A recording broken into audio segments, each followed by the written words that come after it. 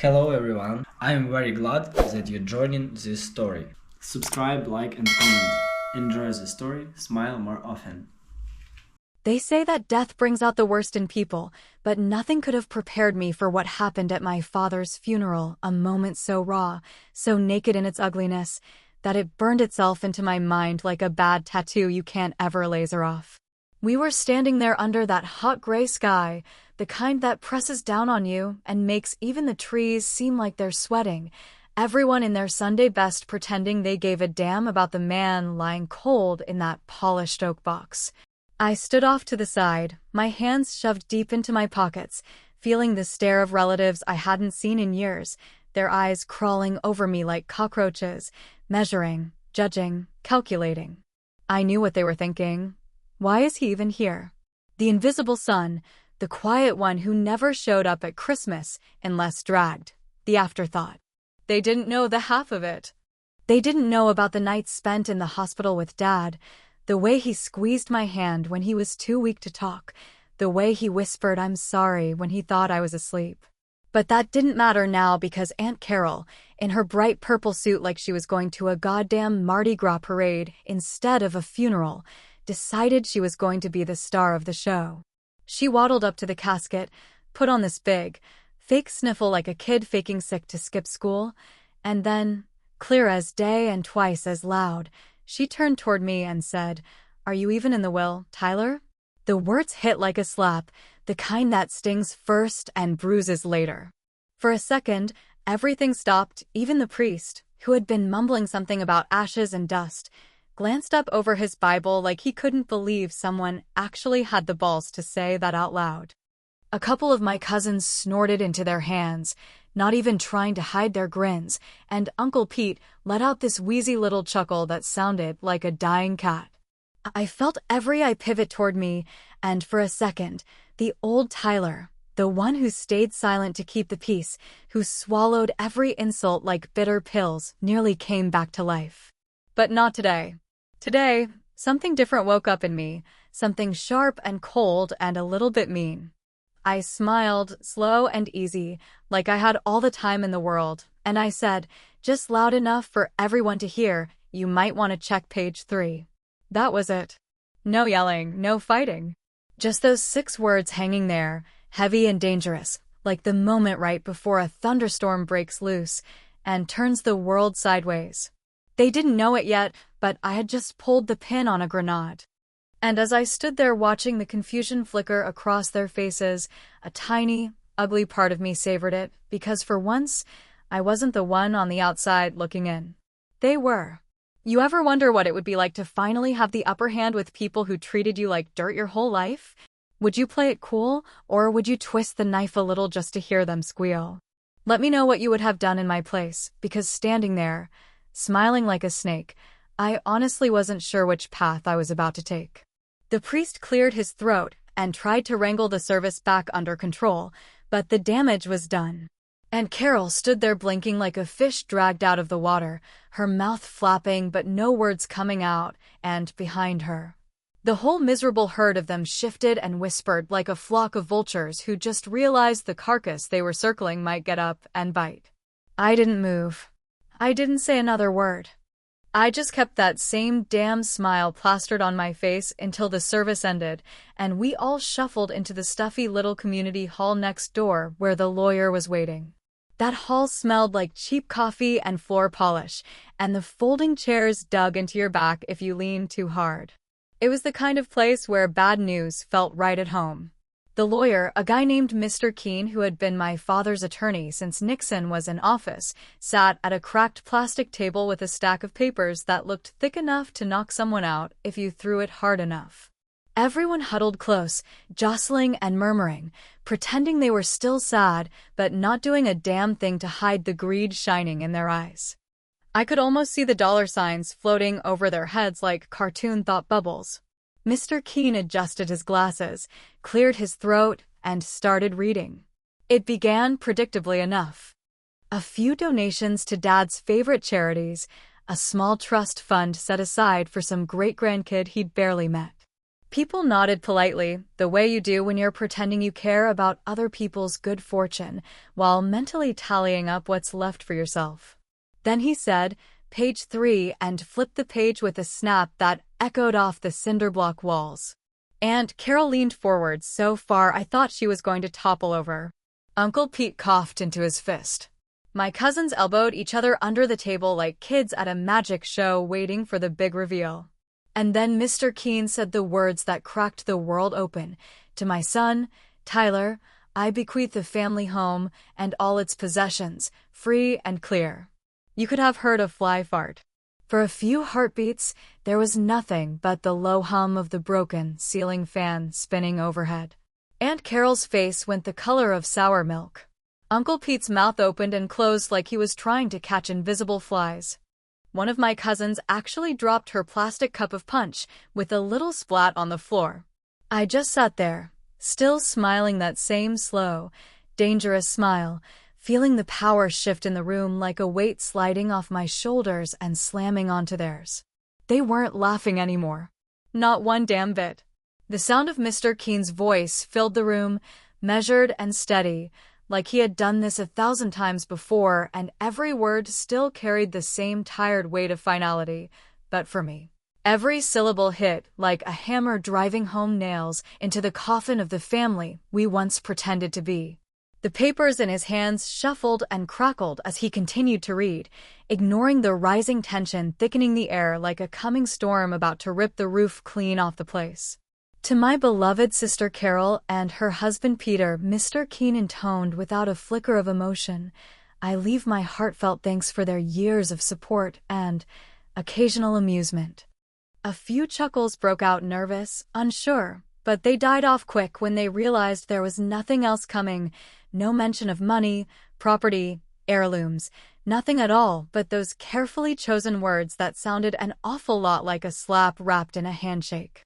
Carol shifted in her seat, her lips twitching like she wanted to speak, but couldn't find the words just yet, her heavily painted nails drumming a nervous tattoo against the battered plastic table, each tap screaming louder than any outburst she might have made.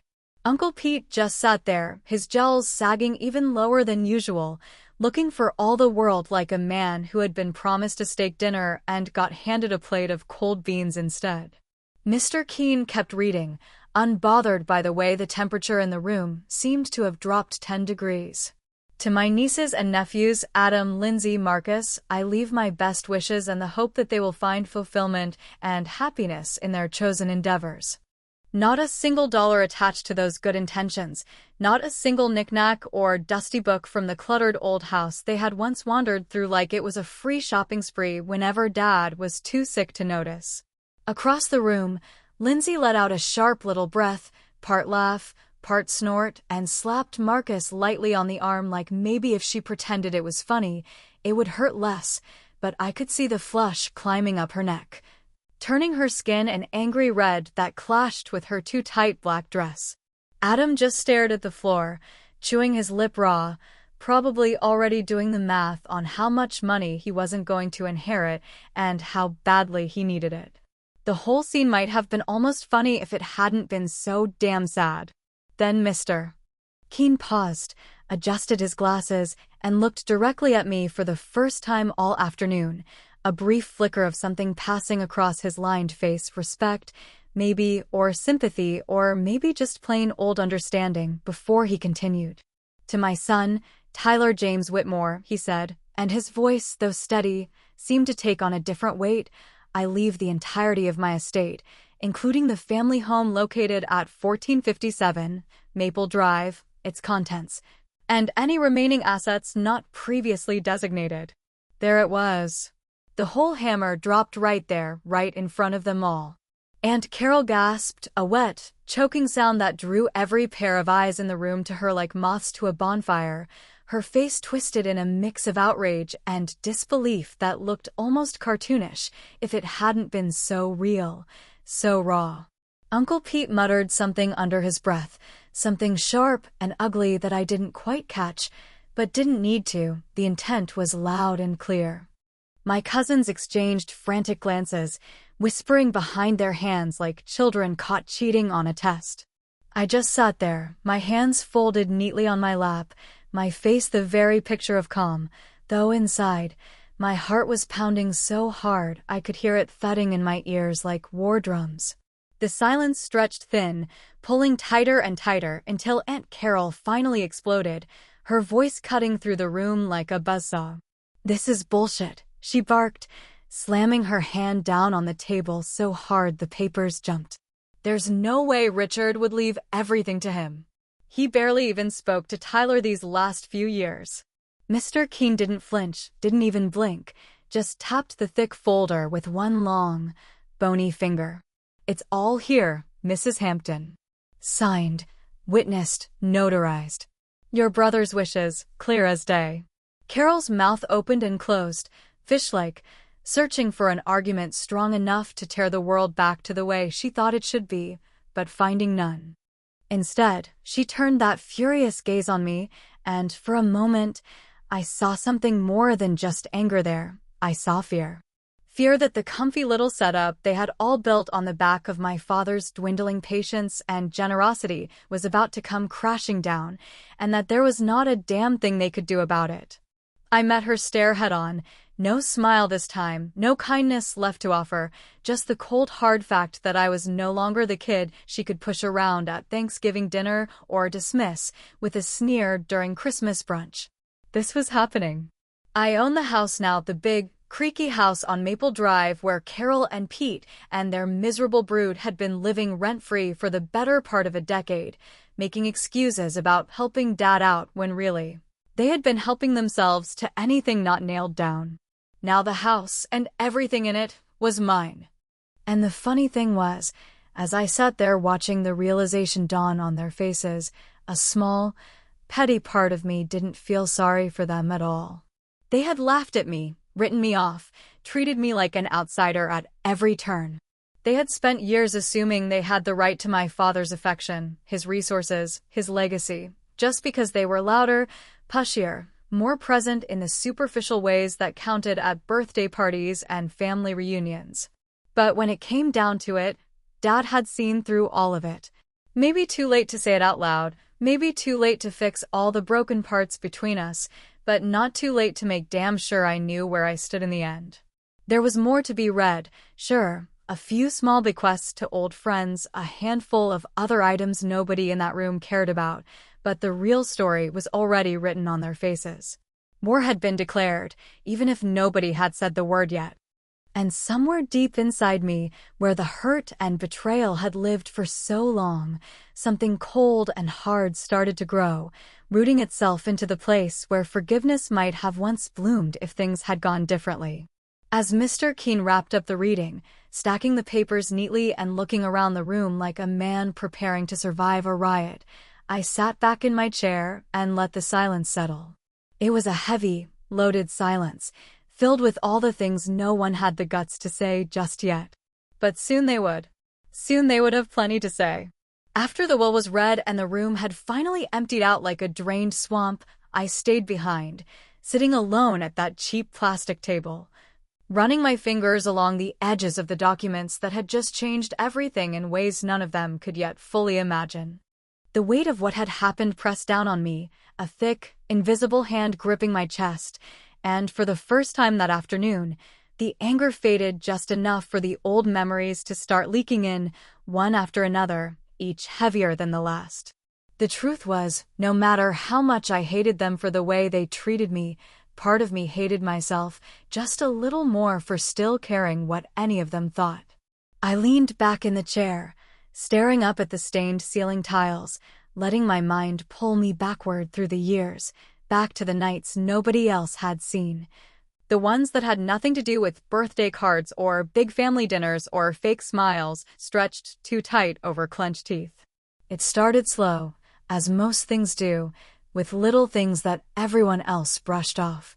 Dad would forget a name or a date or where he had left his keys, and Carol would laugh it off, patting his hand and calling him forgetful old Ricky like it was some charming quirk instead of a red flag flapping hard in the wind. Pete would crack jokes about how maybe Dad had won too many beers back in the day, and the cousins would nod and chuckle, always eager to act like nothing serious was happening as long as it meant they didn't have to deal with it. But I saw it. I saw the way his hands trembled when he thought nobody was looking, the way he stared too long at the television without blinking, not because he was watching, but because he had forgotten he was supposed to.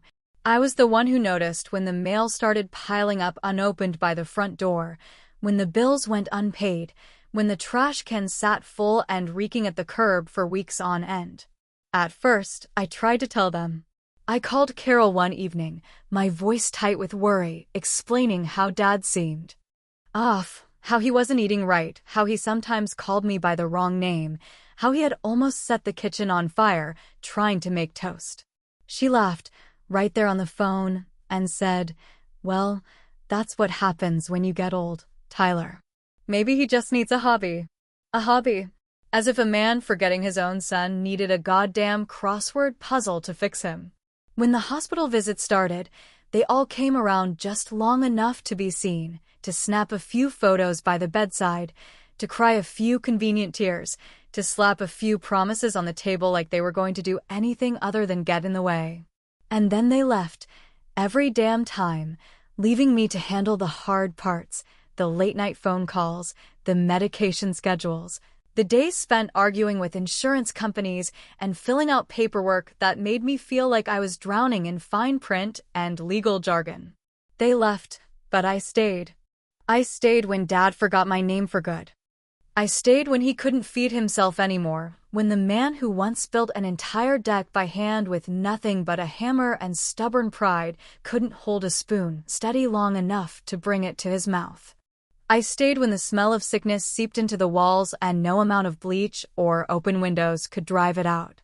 I stayed through the worst of it, through the screaming fits and the crying jags and the long, endless nights of sitting by his bed holding his hand because he was too scared to sleep alone. And I never once asked them for help again, because I knew what the answer would be. They didn't want the burden. They wanted the benefits. They wanted the house, the land, the old man's savings, whatever scraps they could pick off once the dust settled. They wanted the reward without the responsibility, the inheritance without the inconvenience. Well, they had made their choices.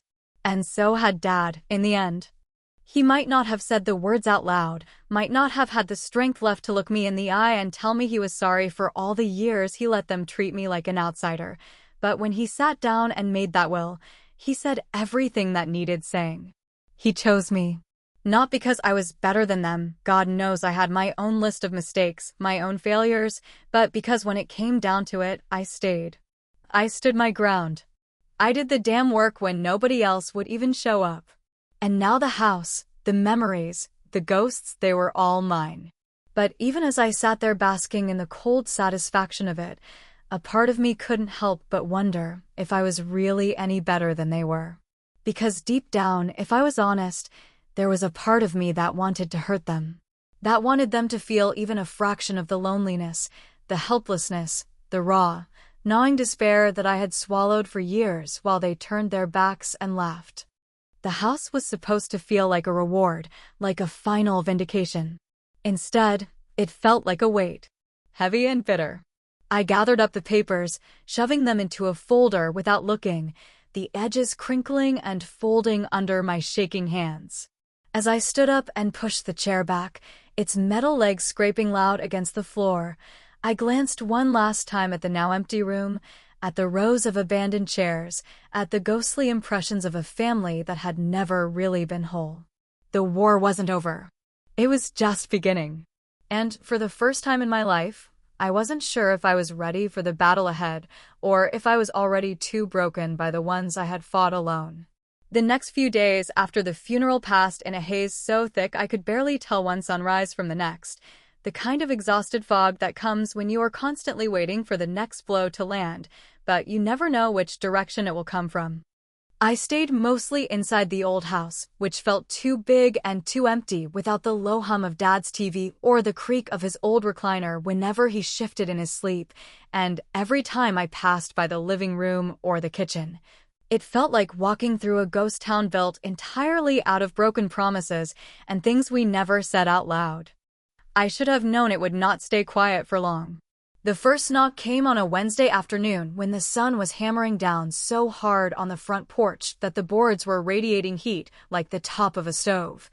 I opened the door and there they were, Aunt Carol, Uncle Pete, and the cousins, standing in a tight little knot like a pack of wolves that smelled blood and were just smart enough to realize they had to act nice if they wanted to get close enough to sink their teeth in. Carol stepped forward first, of course, her mouth stretching into something that might have been mistaken for a smile by someone who had never seen a real one. "Tyler, honey," she began, her voice pitched high and sugary enough to rot your teeth. "We were just hoping we could have a little chat." I leaned against the doorframe, crossing my arms over my chest, and waited without inviting them inside, because deep down I already knew exactly what kind of chat they had in mind. Pete tried next, offering up a half-hearted chuckle that didn't come anywhere near his eyes. "No need to be so formal, son. We're family, after all." Family. That one word hit harder than I thought it would, punching a hole straight through the armor I had been building since the will was read, but I shoved the feeling down hard and deep, burying it under years of old scars and fresh anger. I stepped aside without a word, letting them march into the house like they still owned it, like nothing had changed, and watched them look around with eyes that were already stripping the place bare. Lindsay drifted toward the old oak bookshelf like she was checking to see if her favorite trinket was still there, and Marcus nudged the edges of the worn-out couch with his shoe like he was already thinking about how to haul it out. We all sat in the living room, the tension so thick you could have sliced it with one of the kitchen knives, and for a moment nobody spoke, everyone waiting for someone else to fire the first shot. It was Carol, of course. It was always going to be Carol. "Look, Tyler," she said, crossing her legs and leaning forward like she was about to share a deep, personal secret. "We all know that your father wasn't in his right mind there at the end. Bless his heart, he didn't always know what he was saying, poor thing." I said nothing, just stared at her, letting the silence drag out until even Pete started to squirm in his seat. Carol plowed on, undeterred. "What I mean is, he probably didn't understand what he was signing. I mean, all of us, we've been living here for so long, helping him, taking care of things. You know that, right? We all pitched in." The sheer audacity of her words made something bitter rise up in my throat, and I had to swallow hard to keep from laughing in her face. Pitched in? Was that what they called raiding the liquor cabinet, running up his credit cards, and throwing backyard parties so loud the neighbors had called the cops 3 times in one summer? Marcus chimed in then, slouching low in the chair like a sullen teenager, despite being nearly 30. "It's not fair, man. You get everything, and we get screwed? How's that right?" I shifted my gaze to him, letting him feel the full weight of my stare. "Fair," I said finally, my voice low and steady. "You want to talk about fair?" The room went even quieter, if that was possible, the only sound the old grandfather clock in the corner, ticking off the seconds like a slow, inevitable countdown to something none of us could stop. Carol reached out and placed a hand on my knee, a theatrical gesture that made my skin crawl. "We're not trying to fight you, sweetheart. We just want to work something out. Something that keeps the family together." I pulled my leg back, breaking the contact, and stood up slowly, towering over them all in a way I never had when I was the awkward kid they used to ignore at barbecues. "Work something out," I repeated, tasting the words like they were spoiled meat. Pete stood too, his face turning an ugly shade of red. "This house belongs to all of us, Tyler. We earned it same as you." "Really?" I said, my voice sharp enough to cut glass.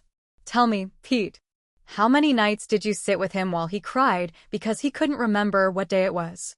How many times did you clean him up after he couldn't make it to the bathroom? How many goddamn doctor's visits did you drive him to?" The questions came hard and fast, each one a bullet, and not one of them had an answer. Lindsay started to cry, big theatrical sobs that sounded rehearsed and hollow, and Carol pulled her into a hug, glaring at me over her shoulder like I was the villain here. Like I was the one who had broken this family apart instead of being the only one who tried to hold it together when it mattered most. I could feel it happening, the old guilt slithering up my spine, whispering that maybe I was being too harsh, that maybe I should find a way to compromise, to forgive, to forget. But then I remembered the long, lonely nights, the endless empty promises. The way they had always managed to disappear when things got hard and show up again just in time to take credit when things got easy. I was done carrying the weight of their failures on my back. Done pretending that blood alone was enough to buy forgiveness.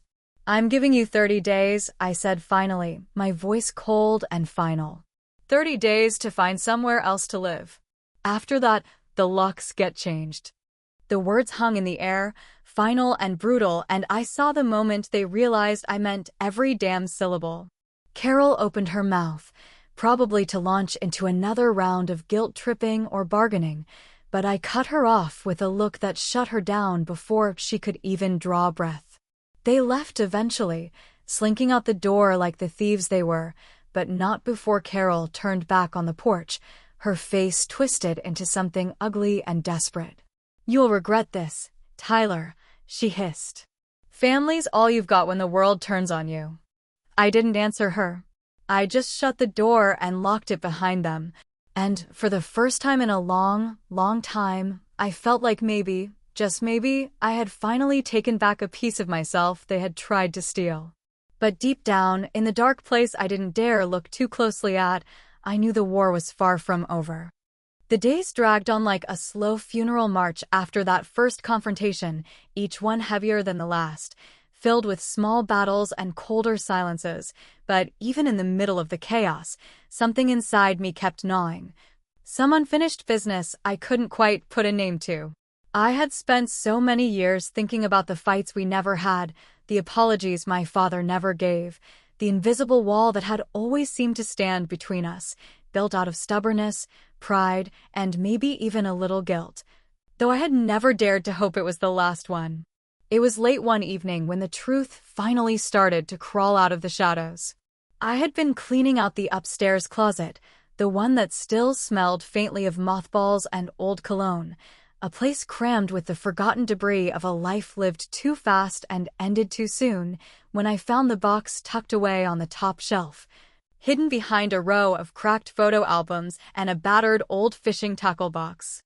The box itself was nothing special, just a plain cardboard thing, held together with strips of yellowing tape, but when I pulled it down and popped the lid, I found something that made my hands go still and my breath catch in my throat. Letters. Dozens of them, maybe more, stacked neatly together in bundles tied with fraying string, each envelope marked with the heavy, familiar scrawl of my father's handwriting. Some were addressed to no one, some to me, some just labeled with dates scrawled across the front like tiny gravestones for moments lost. My heart hammering against my ribs like it was trying to break free, I carried the box downstairs, setting it gently on the scarred kitchen table where so many family meals had ended in silence and resentment. I picked up the top letter, my fingers trembling a little despite myself, and unfolded it carefully, the paper dry and fragile like old skin. The first lines hit harder than any punch Carol could have thrown. "Tyler, if you're reading this, then I guess I didn't say enough when I still had the chance." God knows I should have. I sat down hard, the chair creaking under me, the letter crinkling in my tight grip as I read on, the words blurring slightly at the edges, but cutting just as deep all the same. "I know you think I didn't see what was happening. I know you think I let them walk all over you, and maybe I did for a while. Maybe I thought keeping the peace was more important than taking sides. Maybe I thought you didn't need me to step in. I was wrong, son. Dead wrong." I stopped and dragged a hand across my face, trying to pull myself together, trying to breathe through the sudden rush of anger and sorrow and bitter, hollow vindication. He had seen it. All of it. Every nasty look, every snide comment at Thanksgiving dinner, every time Carol talked over me, every time Pete dismissed me like I was some failure they had to tolerate instead of family they should have stood beside. Dad had seen it, and for all those years, he had stayed silent, thinking it was better that way, thinking I would somehow weather it without needing him to lift a damn finger. I reached for another letter, hungry now, desperate to know more, to fill in all the gaps that had gnawed at me for so long. They were never here for the right reasons, Tyler, one letter said. The ink smudged as if maybe his hand had been shaking when he wrote it. They saw the house, the land, the money. They saw me getting weaker and smelled an opportunity. They never came because they loved me, not really. They came because they loved what they thought they could get.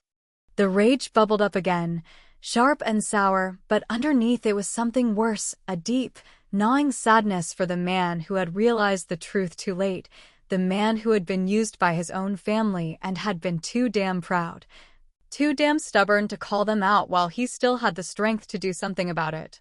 Letter after letter spilled out of the box, a torrent of confessions and regrets and half-formed apologies, and by the time I finished reading them, the pile on the table looked like the wreckage of a life that had finally cracked open under the weight of everything he had tried to bury.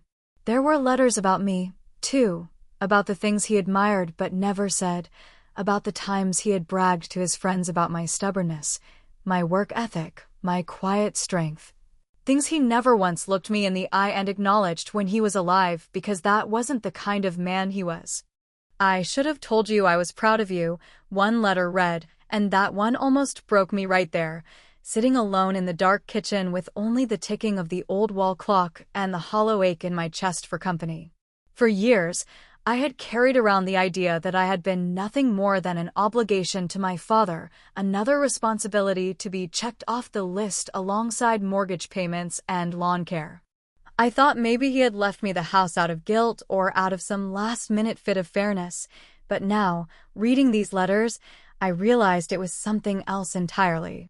He had left it to me because he knew I was the only one who had loved him without expecting anything back. Because he knew, in the end, that I had stayed.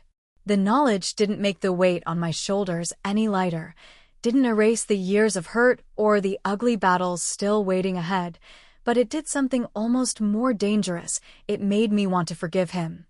It made me want to set down the anger and the resentment and just be a son mourning a father, instead of a man at war with the family he had left behind. I leaned back in the chair, staring up at the ceiling, feeling the grief pour through me in hot, blinding waves, and for the first time since the funeral, I let it happen. I didn't fight it. I didn't bottle it up. I just let it tear through me, reckless and raw, until there was nothing left but the quiet knowledge that somehow, even in his failures, even in his silence, Dad had loved me. And that truth, as ugly and imperfect as it was, would have to be enough. Because the fight with the family wasn't over yet. And I was going to need every bit of strength he had passed down to me, spoken or unspoken, to survive what was coming next. It was about a week after I found the letters, a week spent carrying around the heavy knowledge of my father's regrets and his too-late affection, when I realized I couldn't put off the inevitable confrontation any longer. Because waiting would only give them more time to sink their claws deeper into the house and make it even harder to pull them out without bleeding for it. I spent a long night at the kitchen table drafting and redrafting the words I would say, trying to find some way to keep it civil. Some way to explain that this was not about revenge or anger, but about boundaries and self-respect. But by the time the sun came up, burning red on the horizon like a warning, I knew there was no gentle way to rip a bandage off a wound that had been festering for years. I called Carol first, because she was the mouthpiece for the rest of them, the one who always thought she could talk her way into or out of anything, and when she answered the phone, her voice was so falsely sweet it made my teeth ache. "Well, look who finally decided to call," she chirped, and I could practically hear her smile through the line, as if we were two old friends chatting about the weather instead of opponents circling each other for the first real blow. "I'm giving you 30 days, I said without preamble, my voice steady even though my heart was banging against my ribs so hard it felt like it might crack them. 30 days to pack up and leave the house. After that, I'll change the locks and you'll be trespassing." For a long moment, there was silence on the other end, so thick it almost buzzed, and then Carol laughed, a harsh, brittle sound that had no real humor in it, just shock and fury trying to disguise itself as amusement. You can't be serious, Tyler, she said finally, her tone sharpening like a blade. You wouldn't do that to family. I would, I said, and it came out colder than I expected, but I didn't take it back. I will. There was another long pause, and then the real Carol finally showed her face, dropping the fake sweetness like a snake shedding its skin. You're going to regret this, she hissed. We'll fight you every step of the way. We have rights too, you know. You have 30 days, I repeated, and then I hung up before she could spit more venom down the line. It didn't take long for the rest of them to mobilize. Within 24 hours, I started getting texts and voicemails from cousins I hadn't heard from in years, each message dripping with guilt, manipulation, and thinly veiled threats. Lindsay sent me long, rambling texts about how this house is all we have left of our childhoods, and how could you be so cold, Tyler, after everything we've been through together. Conveniently leaving out the part where they had abandoned me and Dad when things got hard. Marcus called and left a voicemail that started with him pretending to be reasonable, let's just talk about this like adults, man, and ended with him promising to take me to court if I didn't do the right thing. Even Uncle Pete got in on the act, sending a carefully worded email full of legal jargon that he had obviously copied and pasted from some shady free law website, citing squatters' rights and common occupancy, and other half-baked arguments that didn't stand a chance against a notarized will and a clear title in my name. For a minute, just a minute, I almost wavered. I almost let the tide of guilt and second-guessing pull me under. Because even after everything they had done, there was a part of me that hated the idea of being the bad guy, hated the idea of tearing apart what little was left of the family, hated the way every memory of holidays and shared meals and inside jokes turned sour in my mind now, rotting from the inside out like a piece of fruit left too long in the sun. But then I thought about those nights in the hospital, sitting by Dad's bed while they were off living their lives, thought about the way they had laughed and joked at the funeral like vultures picking at a fresh carcass, thought about the letters Dad had written in shaking hands, trying to say all the things he hadn't been brave enough to say when he was alive. And I hardened my heart. I met with Mr. Keene again, sitting across from him in his cramped office with its dusty bookshelves and the faint smell of old coffee, and we drew up the paperwork to make it official. 30 days notice. Legally binding, enforceable by eviction if necessary. I signed the documents with a hand that barely trembled, feeling like I was signing a death warrant for the family I had once desperately wanted to belong to. The notice went out certified mail the next morning, and that same afternoon, Carol showed up on my doorstep, pounding so hard I thought she might splinter the wood. I opened the door but didn't invite her in, just stood there in the threshold like a bouncer at the gates of hell, blocking her way with nothing but stubbornness and the law on my side. You're making a huge mistake, she spat, her face red and sweaty with rage. We'll fight you. We'll drag this through court for years if we have to. You'll spend every penny Dad left you on legal fees before we're done. I didn't even flinch. That's fine, I said. It'll still be my house. She gaped at me, momentarily stunned into silence by the sheer audacity of my calmness, and then she turned on her heel and stormed off, muttering curses under her breath that I didn't bother trying to catch. As I watched her car peel out of the driveway, kicking up a cloud of dust, I felt a strange mix of emotions, anger, sadness, relief, and something that almost felt like freedom, but not quite. This was not the victory I had imagined when I was younger, sitting alone at family gatherings, dreaming about the day they would finally see me for who I was. This was something uglier, messier, and far more painful. But it was mine, and for the first time in my life, I wasn't going to apologize for taking what I had earned, even if it cost me everything else. The first real crack in my resolve came about a week after I served the 30-day notice, when the nights started feeling longer and the silence inside the old house began to shift from comforting to oppressive, like the walls themselves were leaning in closer, pressing down harder, waiting for me to admit that maybe I had made a terrible mistake. I would sit alone in the kitchen at 2 in the morning, staring into a cold cup of coffee while the ticking of the ancient wall clock carved little notches into my brain, each second louder and more accusing than the last. Each one whispering questions I didn't want to answer. Was I doing the right thing? Or had I just let years of anger and resentment curdle into something cruel and bitter, something my father would have hated to see in me if he were still here? The doubts came faster and sharper after that, seeping into the cracks of my mind like rain through a broken roof, and no matter how many times I told myself that I had earned the right to make this call, that I was simply protecting what was mine from people who had never deserved it in the first place, the guilt grew like a weed in a neglected garden, strangling everything else in its path.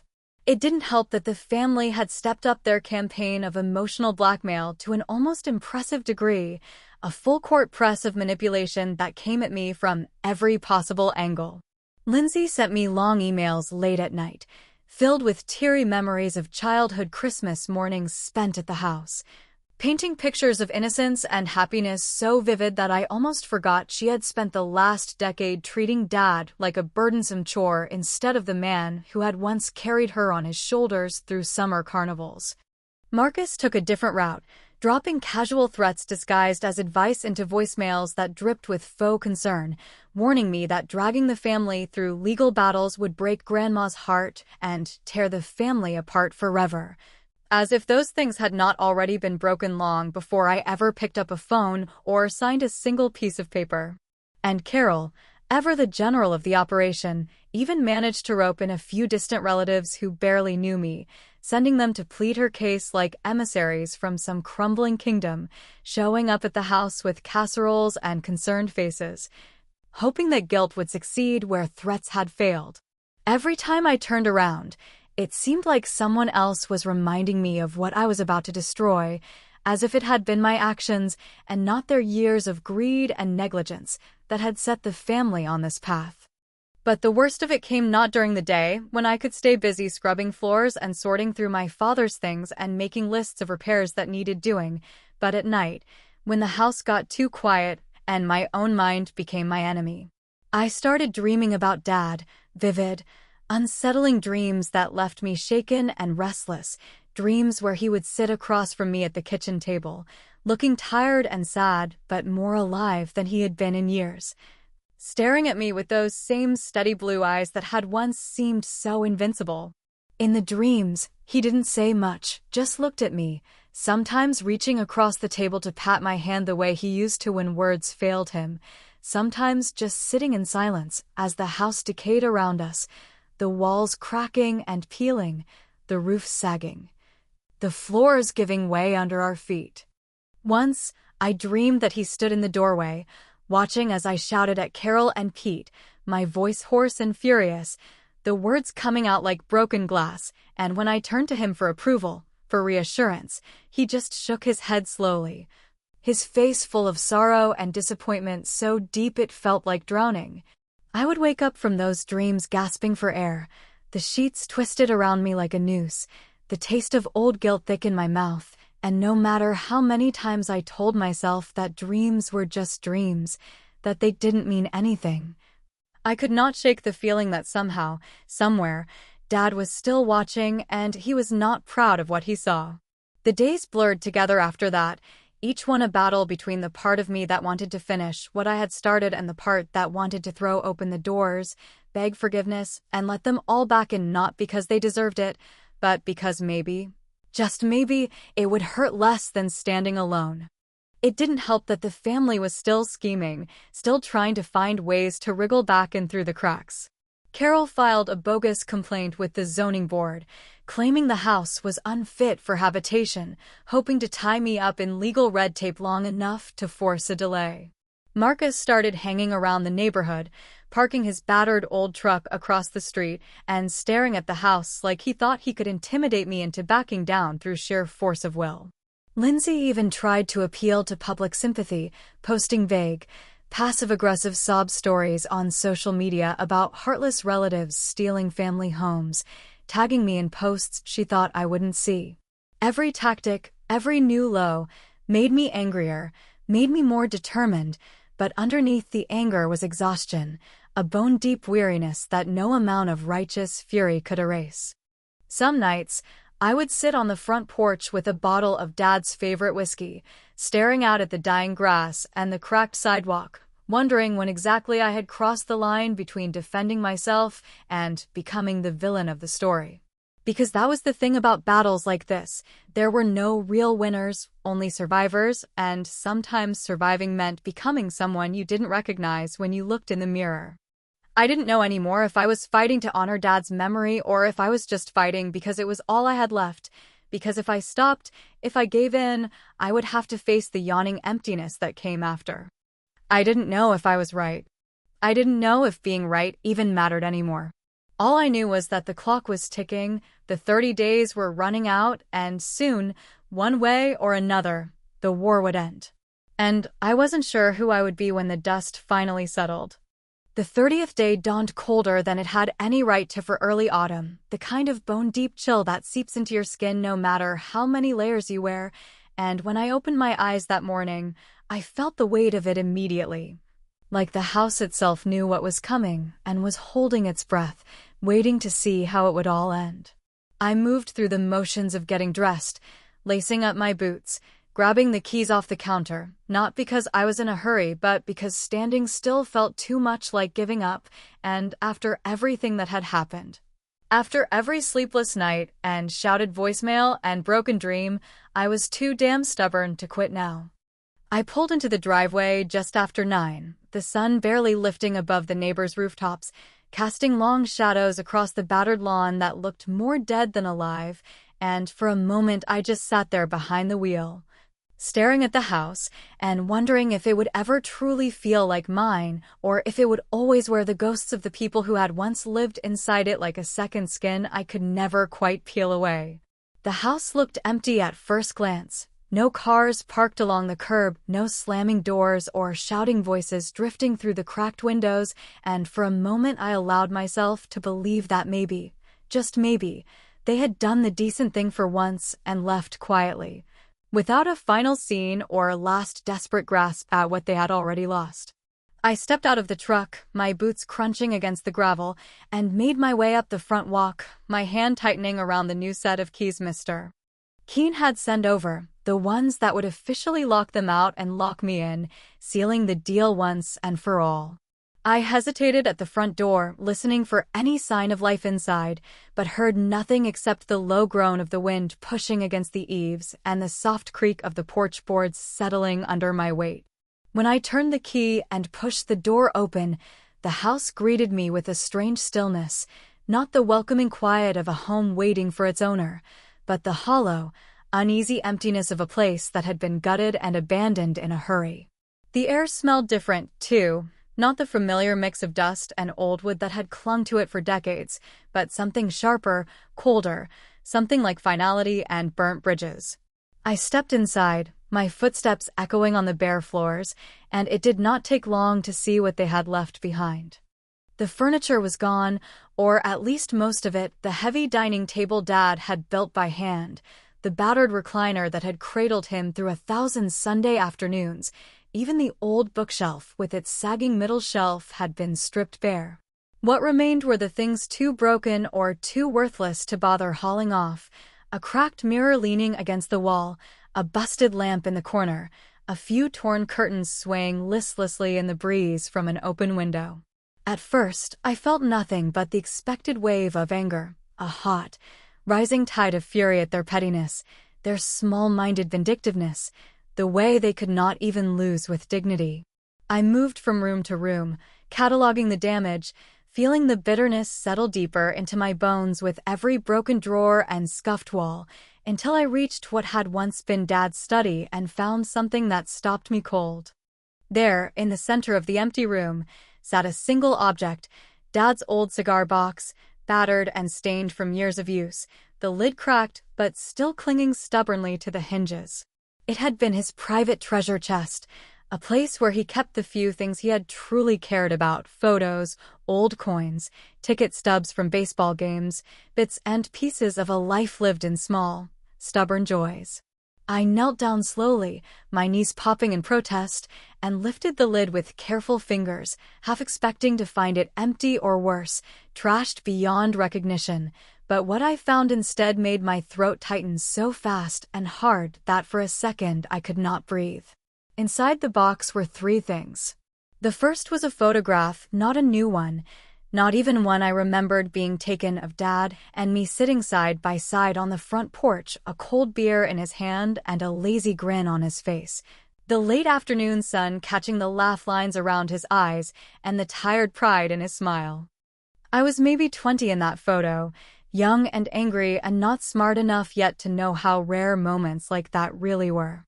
The second was a letter, folded carefully, addressed simply, for Tyler, when he's ready.